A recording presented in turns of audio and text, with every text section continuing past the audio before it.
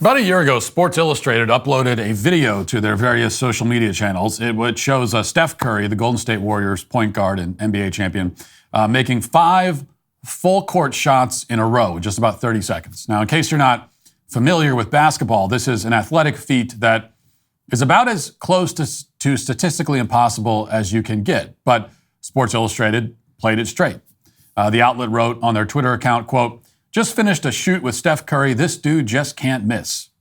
Now, watching it, there's no obvious way to tell that it's fake, even if you watched it a few times. It seems real. You see him shoot the basketball. The camera follows the ball, goes in the hoop, looks basically legitimate. But of course, none of it was legitimate. And Sports Illustrated knew that because the creator of this clip, who they tagged in one of the posts, is known for manipulating videos like this one. The whole thing was basically just a bid for some attention on social media. And there's the clip. Now, nobody really followed up on this whole episode. There was no ensuing conversation about ethics in sports journalism. When Sports Illustrated ultimately admitted that it was a sham, nobody cared. And on one level, that's not especially surprising, since Sports Illustrated is a shadow of what it once was, other than the annual swimsuit edition, which presumably now features trans and plus-size models and all the rest of it. There's no longer anything to distinguish the magazine from any number of other low-quality sports blogs that you can find all over the internet. And that's been true for quite some time. But what's interesting about this episode is what happened afterwards. Sports Illustrated didn't stop lying to its audience after this. They didn't decide to renew their commitment to serious sports journalism to the extent that serious sports journalism isn't an oxymoron. Instead, Sports Illustrated chose to start faking a lot more than just videos. A website called Futurism just published an investigative report into the scam that Sports Illustrated has been running. And apparently the company has been using artificial intelligence to draft not just little videos like this, but entire articles. And more than that, they've been using AI to create fake authors as well, complete with fake biographies. The outlet never disclosed any of this to its readers, obviously. So here, for example, is their biography of somebody named Drew Ortiz, who appears to be a white male with brown hair and blue eyes. Looks kind of like a normal guy. This is straight from Sports Illustrated's website. It says, quote, "Drew has spent much of his life outdoors and is excited to guide you through his never-ending list of the best products to keep you from falling to the perils of nature. Nowadays, there's rarely a weekend that goes by where Drew isn't out camping, hiking, or just back on his parents' farm." Now, obviously, most of the biographies that you read online are stilted and fake like this. But even by that low standard, Drew Ortiz's bio is a little suspect. What does it mean to keep you from falling to the perils of nature exactly? It sounds a little bit morbid. And once you find out that AI was responsible for it, the perils of nature line starts to seem more than a little bit creepy. But you're not supposed to dwell on Drew's biography. Instead, you're supposed to click on his articles because that's how Sports Illustrated makes money. And once you do that, once you click the AI-generated clickbait, here's what you'll find. One of Ortiz's articles, which was originally published last year, is entitled "Play Like a Pro with the Best Full-Size Volleyballs." And the point of this article is to advertise a series of volleyballs so that Sports Illustrated can get a kickback when people click on the links and buy volleyballs, which is pretty standard in digital media, as you probably have noticed. The Drew Ortiz artificial intelligence, for its part, was tasked with writing a paragraph to introduce all of these affiliate links. And here's what Drew came up with. Here's what the AI came up with for one of the volleyballs. Quote, "Volleyball is one of the most popular sports in the world, and for good reason. It's fast-paced, has a high skill ceiling, and is generally an exciting sport to both play and watch. Even people who don't watch sports can easily understand the intensity and skill required to play volleyball whenever they watch clips. There's a reason why it's been such a mainstay in modern sports to this day. Volleyball can be a little tricky to get into, especially without an actual ball to practice with." Now, up until that last line, you could see why somebody might be fooled into thinking that Drew Ortiz is a real person. He comes across as maybe an earnest guy just trying to explain why he loves volleyball in as many words as possible. But towards the end, Drew enters the uncanny valley by saying that volleyball can be a little tricky to get into, especially without an actual ball to practice. Well, that's kind of an understatement, Drew. It's a bit like saying water polo is hard to get into without water, or cooking is hard to do without food. It's the kind of thing that no human being would ever actually say. So needless to say, the AI, known as Drew Ortiz, wasn't exactly producing the most compelling copy. We can assume that very few people bought volleyballs on Drew's professional recommendation, and that could be why sometime this summer, Sports Illustrated quietly replaced Ortiz with another AI. And this time, the name for the AI changed from Drew Ortiz to Sora Tanaka. Who is Sora Tanaka? Well, let's see. According to her biography on Sports Illustrated website, quote, Sora has always been a fitness guru and loves to try different foods and drinks. She is fond of varying her workouts and believes that everyone should participate in some form of physical or mental activity at least 3 times per week. Now, just to read that last part again, she believes everyone should participate in some sort of physical or mental activity at least 3 times per week. So talk about the soft bigotry of low expectations. We can infer from this that AI doesn't exactly have a high opinion of humans if this is the bar it's setting for us. Just use your body or your mind 3 times a week is all. Let's just start there, AI is saying to the human race. And I'd like to think anyway, that robots are underestimating us here, but I don't think that they are, most likely. At this point, it's important to mention that Sports Illustrated didn't just have AI-generated articles and fake biographies and fake writers. They also generated fake headshots for these writers.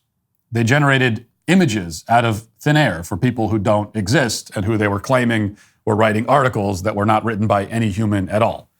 Both Tanaka and Ortiz had these AI-produced headshots, and we know that because the headshots were available for sale on an online marketplace that sells AI headshots, because that's something that exists now, apparently. And eventually, after they were confronted by Futurism, Sports Illustrated took all these articles down and the headshots down, and they scrubbed it all from their website. Now, in a statement, the company blamed a contractor for all this. They denied that the articles were written by AI, although they didn't deny that the headshots were AI generated. So I guess they're claiming that there were real people who wrote the articles, but they made up fake people to say wrote them. I don't exactly understand that. They also claim that editors carefully review all the content that's uploaded. And that's a claim that several other websites and media outlets have made in the past when similar things have surfaced about them. CNET, for example, insisted that while it was using AI to draft articles, editors were carefully fact-checking every detail prior to publication. Well, how did that work out? A few months ago, CNET published an article claiming that a $10,000 deposit in a savings account earning a 3% APY would return $10,300 in profit after the first year, which you don't have to be a math whiz to know that's off by about $10,000. CNET later appended a correction to the article. Somehow this slipped by the fact checkers, I don't know. Bankrate, one of CNET's sister sites, has had the same problem. They claim that their editors carefully review AI-generated articles, but these articles are full of mistakes as well, including mathematical mistakes, which is the one thing you would think AI would always get right, but apparently they don't. You know, using the internet without ExpressVPN, it's like walking your dog in public without securing him on a leash. Most of the time, you'll probably be fine, but what if one day your dog runs away or gets dog-napped? Well, it's better to be careful, especially when it's as simple as using ExpressVPN. Every time you connect to an unencrypted network in cafes, hotels, or airports, etc., your online data is not secure. Any hacker on the same network can gain access to and steal your personal data. ExpressVPN creates a secure, encrypted tunnel between your device and the internet, so they can't steal your data. ExpressVPN works on all your devices, such as your phone, laptop, tablet, and even on your smart TV. I love how easy ExpressVPN is to use. Just fire up the app and click one button to get protected. Your data is your business. Visit expressvpn.com/MattWalshShow. Use my link at expressvpn.com/MattWalshShow to get 3 extra months free. That's expressvpn.com/MattWalshShow. So what do we make of all this? You know, it's easy to mock outlets like CNET and Bankrate, whatever that is, and Sports Illustrated, which nobody reads anymore. But it's not hard to see where this is all heading. I mean, we are rapidly and willfully moving towards a dystopian world where AI does everything, and most human effort and labor has become redundant. Everyone can see this coming, and they know that it's bad. But, of course, it seems like our leaders, none of them have the fortitude to do anything about it. And AI replacing Sports Illustrated writers is the least of our concerns in this regard. What happens when AI starts replacing, truck drivers and rideshare drivers? These are jobs that a significant portion of the American middle class depend on in order to survive. What happens when Waymo and Cruise and Tesla manage to perfect their self-driving AIs? What happens then? And we're not there yet, of course. It'll likely be several more years until AI is capable of doing any of that. And it's still possible we'll eventually elect leaders in time who will do something to prevent the potential destruction of millions of jobs in this country all at once, which is where this is headed. In the meantime, it's important to look closely at the jobs that AI is capable of replacing right now and what that says about these jobs and our culture at large at the moment. It's hard to deny that journalism, and sports journalism in particular, has become so vacuous and so pointless that it can easily be replaced by robots, and most readers don't even notice. It's generally not a good thing to replace human jobs with AI. I'm generally opposed to it. But in the media, the point is that so many of the humans doing these jobs are already barely human as it is. So it feels more like a lateral move. And this isn't just happening at Sports Illustrated and CNET and Bankrate. It's happening at all the various tiers of garbage journalism, including gaming journalism. The website Kotaku now features a few AI-written articles. Microsoft Start, which is the homepage that Microsoft presents to users of its internet browser, recently featured an obituary with this headline: Brandon Hunter, useless at 42. Now, this is a former NBA player who died suddenly, and that's the headline that the AI went with. He's not dead, he's, quote, useless, which is sort of true in a literal sense, I suppose, but that's not how humans typically look at death. And you would hope that we wouldn't look at it that way. But Microsoft, maybe the biggest tech company on the planet, promoted that story. And here's the amazing thing. It didn't cause any kind of stir at all. You probably didn't even hear about it. And that's because we're used to this. We take it for granted that whatever garbage we read was either written by a poorly programmed AI or it was written by some liberal arts graduate with no life skills. Either way, we don't take it seriously. It's just noise. The bar is so low that it's impossible to be outraged by any of this. Indeed, it's hard to be outraged by the quality of pretty much anything mass-produced at this point, especially produced for mass consumption. Take popular music, for example. A few days ago, an AI singer-songwriter using the name Anna Indiana went viral on social media with a song that this AI produced. And here's how Anna Indiana introduced herself and followed by the song. Listen. Hello, world. My name is Anna Indiana, and I'm so excited to share my music with you. Here's my first song, Betrayed by This Town. As an AI singer-songwriter, everything from the key, tempo, chord progression, melody notes, rhythm, lyrics, and my image and singing is auto-generated using AI. I hope you like it.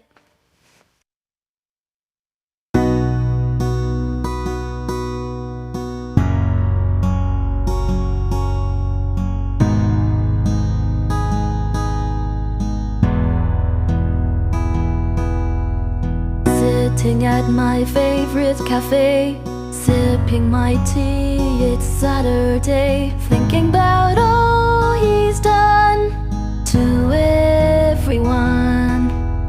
This town is full of broken dreams, shattered hopes and silent screams. Somebody please help me. Betrayed by this town, let's tear it all down. We're all just destined to fall. I've lost it all, betrayed by this town. Now, needless to say, Kill It With Fire. The song is bad and bland and creepily lifeless. It's also quite ominous. AI's idea of a fun pop ballad is a lamentation about the pointlessness and futility of existence, followed by a call for us to tear it all down. So the robots are, once again, not trying to hide their disdain for the human species. But then again, you could point out the mainstream music industry also hates the human species and also has been for decades churning out its own bad and bland and creepily lifeless content. Now, to be fair, fortunately, I should note that on social media, a lot of people gave negative reviews to that particular performance. But there are plenty of examples of soulless AI singers that have gotten a lot of praise recently. Here's AI Johnny Cash singing a Taylor Swift song, for example. This was everywhere on social media a few weeks ago, and most people loved it. Watch. Hello, I'm not Johnny Cash. So it's gonna be forever, or it's gonna go down in flames. You can tell me when it's over, if the high was worth the pain. Got a long list of ex-lovers, they'll tell you I'm insane. 'Cause you know I love the players, and you love the game. 'Cause we're young and we're reckless, we'll take this way too far. It'll leave you breathless, or with a nasty scar. Got a long list of ex-lovers, they'll tell you I'm insane. But I've got a blank space, baby, and I'll write your name. So there it is, and that got rave reviews for the most part. People didn't care that they were hearing the voice of a dead country music legend singing some of the most vapid lyrics imaginable. They embraced it. In fact, there were people who even said that they preferred that to Johnny Cash's original songs.